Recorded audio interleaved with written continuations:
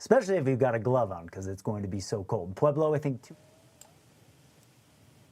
And then...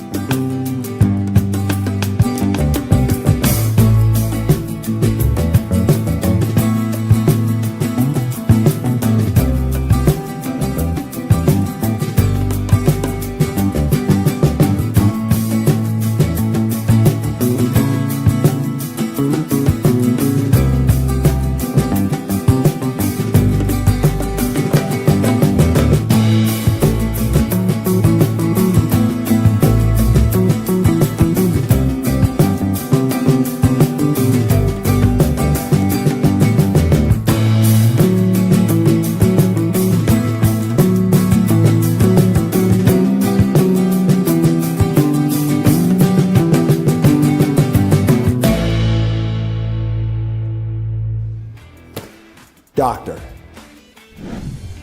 attorney, and now the official injury law firm partner of the Denver Broncos. Ramos Law. What makes us different makes us better.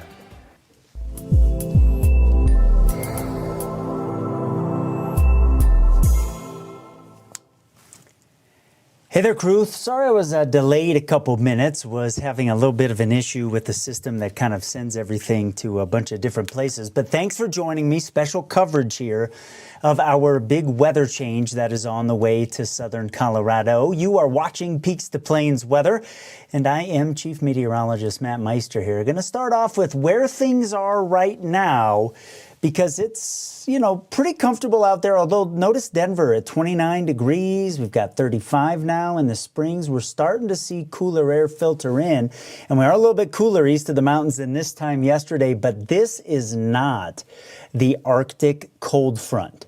That is going to move in tomorrow morning. And as we sit here, I really haven't changed all that much. You can see, though, that we are drawing on east wind now, and so that will have the temperatures going down as we head through the overnight. It was a nice day across Colorado, all things considered.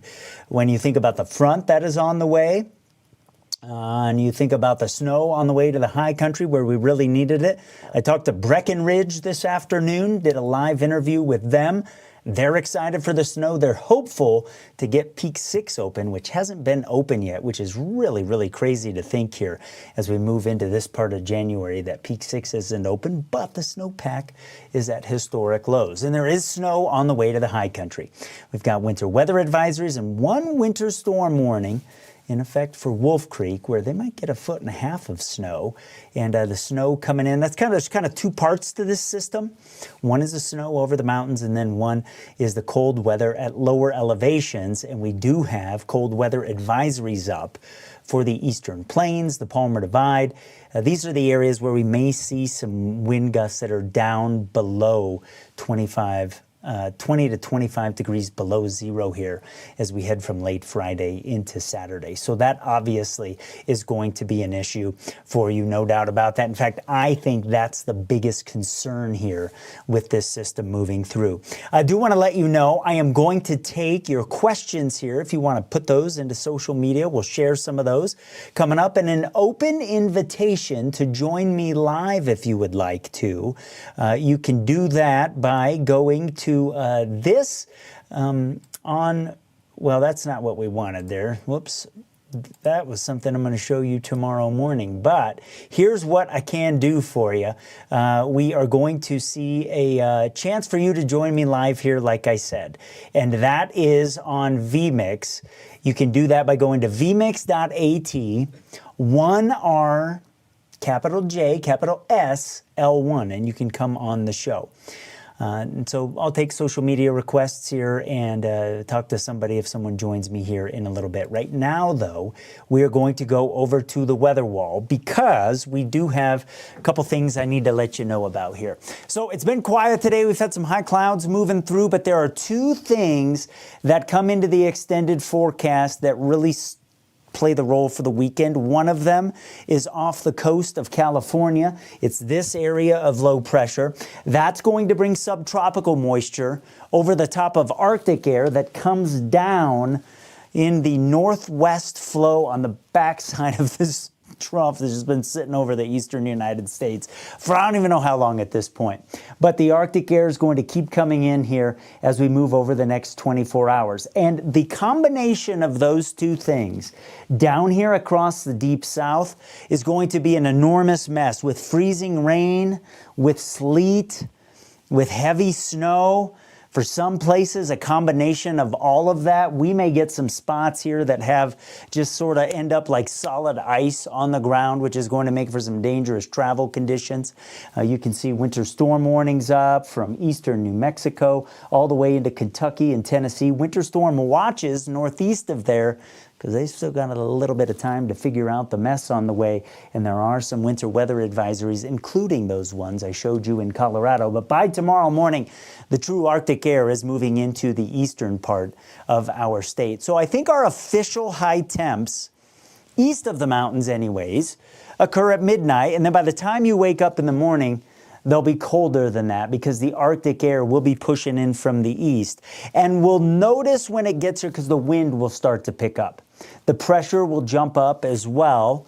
And it's that pressure from the high behind the Arctic air and some relatively lower pressure off to the west with that system coming in off the coast of California that's going to help draw it up against the Rockies. And so for a place like Colorado Springs, we'll hold steady or even drop through the course of the day.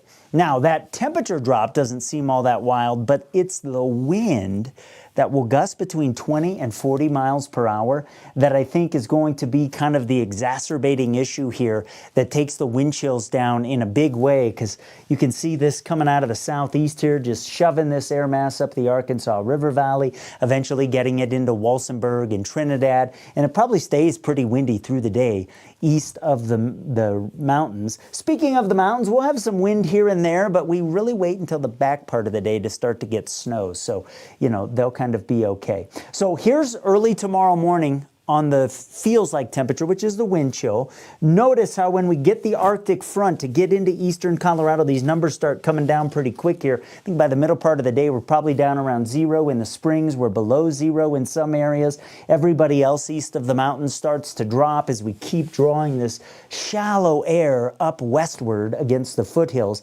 And I don't think at any point during this event is it going to be tall enough to get over Poncha Pass off to the south of Salida or over La Vida Pass and get it into the San Luis Valley. So a lot of the mountains and valleys, even the upper Arkansas River Valley, where we'll try to squeeze this thing westward through Bighorn Canyon, A lot of these areas will be warmer than what we're going to have over the plains here, probably through the course of the weekend, really. Then we start talking the snow. Now, there will be some flurries as the Arctic air moves westward, but the main snow event associated with the large-scale lift with that upper-level system kind of comes in from the west here as we head from Friday night into Saturday. And so you see skycast starting to fill the snow in across the region. Yeah, the Arctic air is going to be real airy and fluffy. I mean, you could get out the leaf blower and just be real efficient with the cleanup. Get the broom. Don't need the shovel. I've actually had a little bit of a back issue since that last storm that came through. I mean, for January, that had some water in it. This is not going to be that, especially east of the mountains. Characteristics might change a little bit back over some of the mountain areas, especially on the western slope. Then after kind of a snowy Saturday, by late in the day or the evening, we start to end things from northwest to southeast, and it's this clearing into early Sunday morning that I think makes Sunday morning probably the coldest air temperature stretch of this whole thing, and I'll come back to that in a second.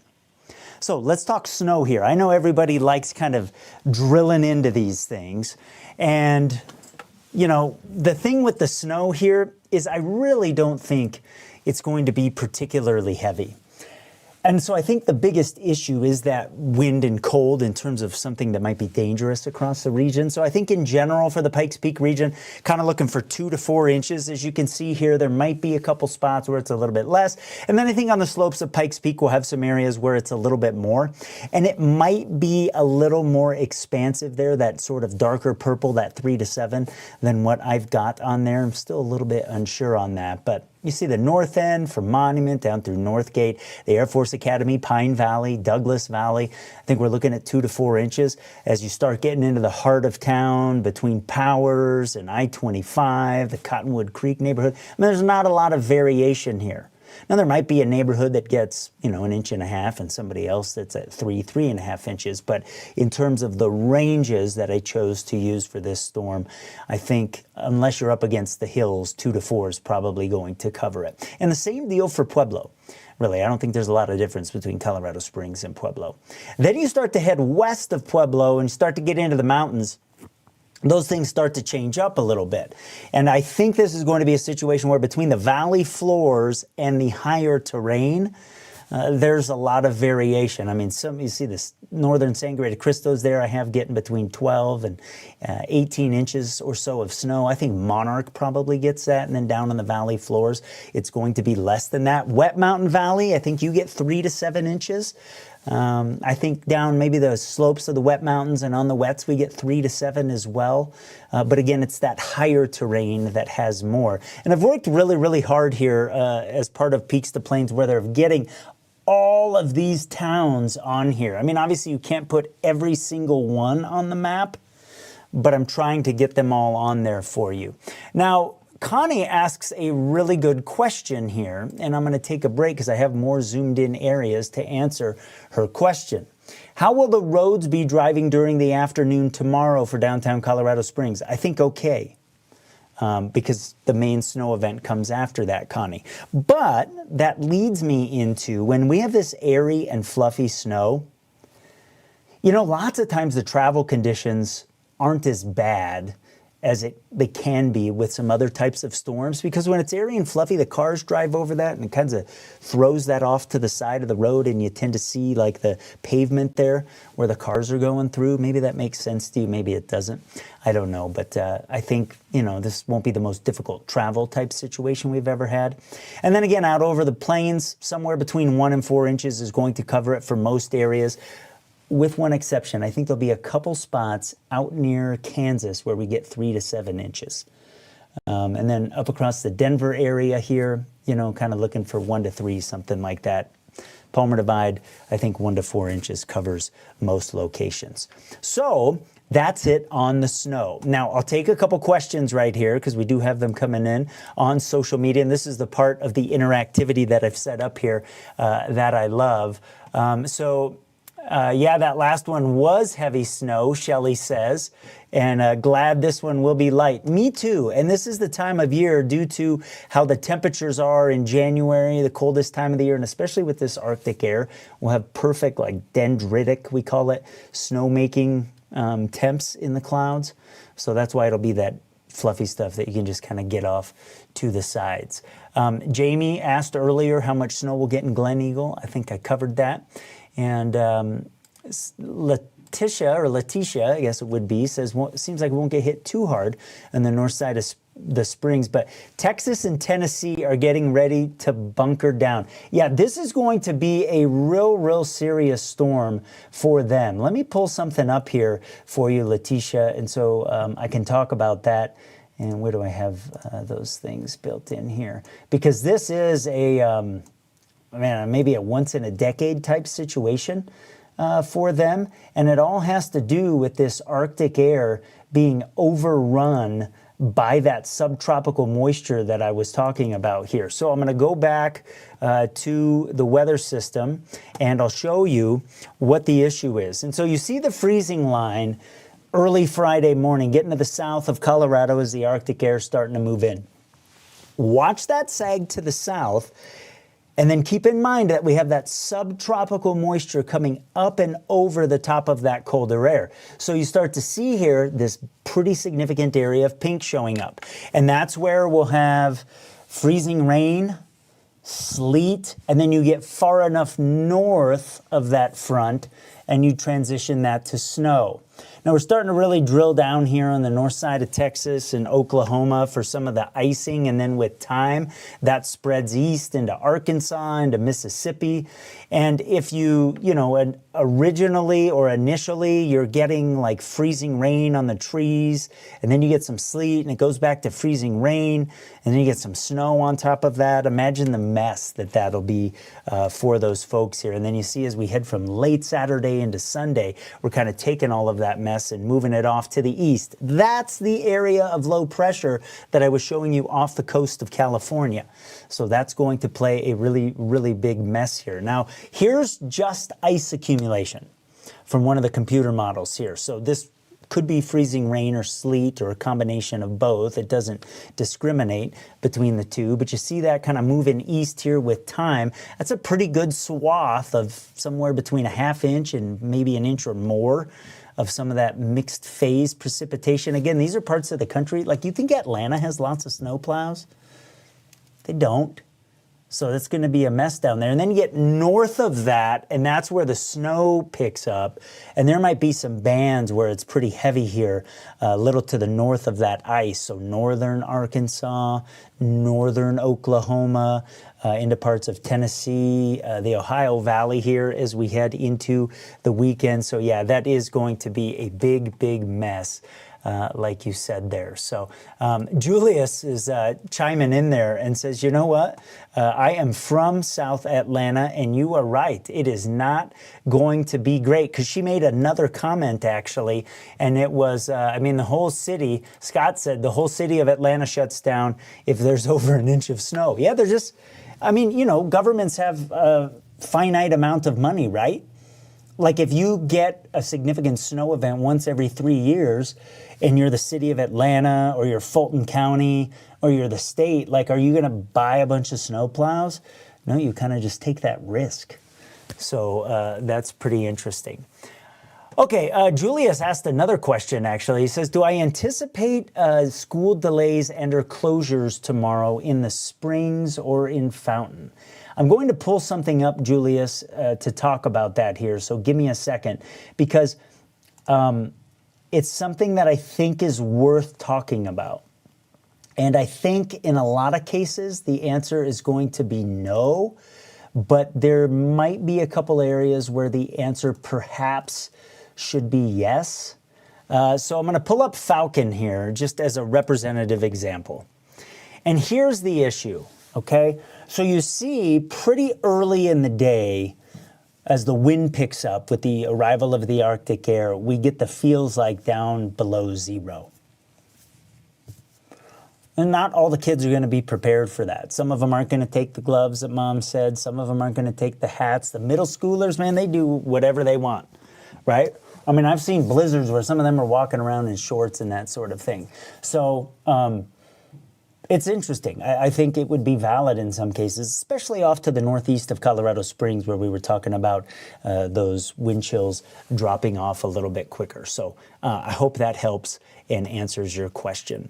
Again, if someone wants to join me, you are welcome to do so here. You can do so very, very easy. You can join me live by putting this into the browser on your computer or on your phone. It's vmix.at /1 and small r, big J, big S, small l, and 1.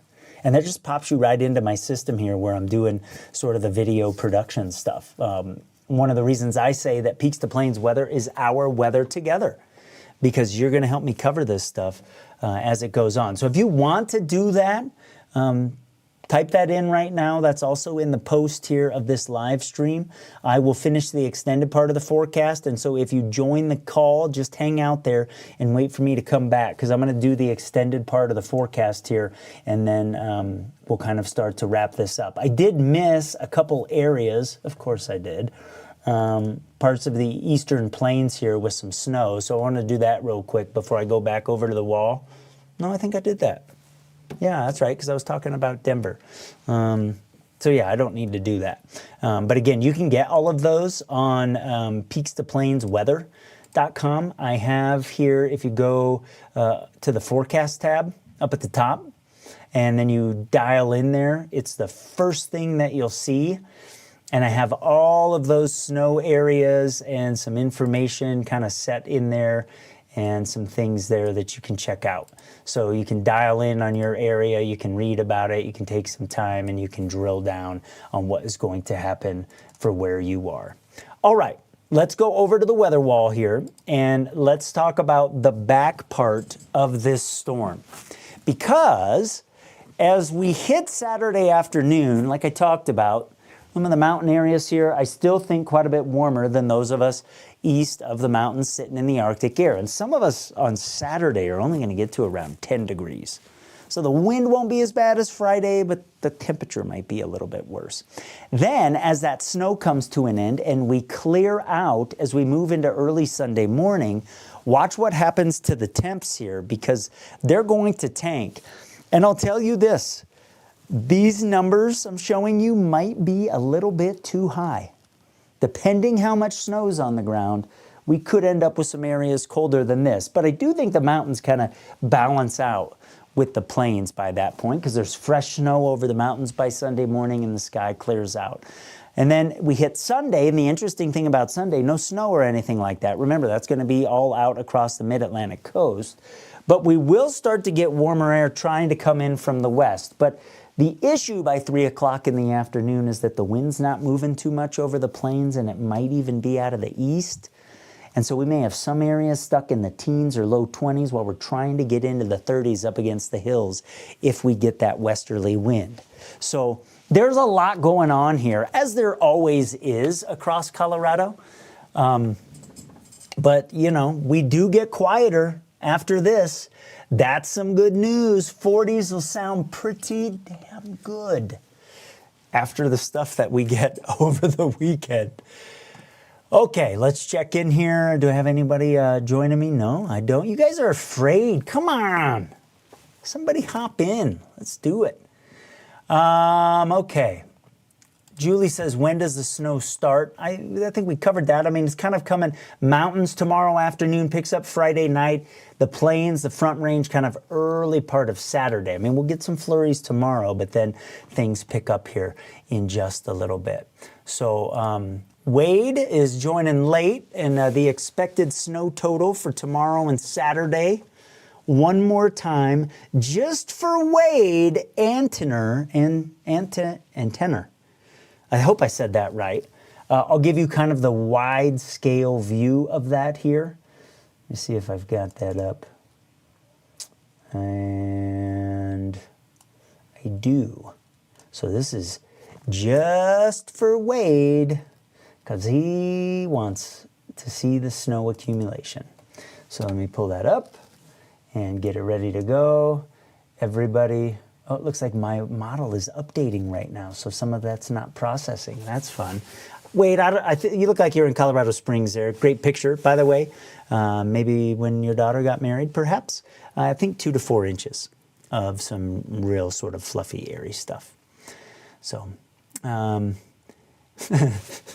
Dallas, I was working. I missed the live. Whack. Well, Dallas, you can go back and watch it after I'm done here. I'm going to wrap up here in just a second. Do want to let you know that I'll be live tomorrow morning at 6:30, as I always am, Monday through Friday. That's Mornings with Meister.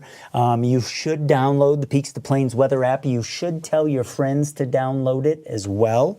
I am pushing lots of important information on there. We'll be doing so tomorrow. And I'll probably do a live tomorrow, maybe in the middle of the day or maybe again in the evening, kind of like I'm doing now. I'll try to give you a better heads up. I just decided to do this right now because I thought it was fun and we've got some impactful weather coming in. But dude, I've been blowing up the socials all day long, been blowing up the website. You guys have been blowing up the website. Thank you for that.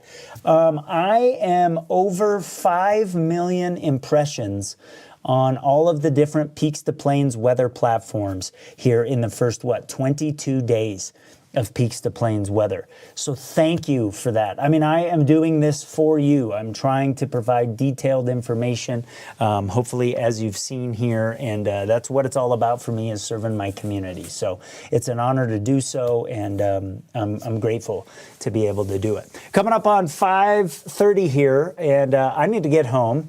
I need to get some dinner because I am actually announcing a high school basketball game tonight. TCA against, I think they are playing Sierra.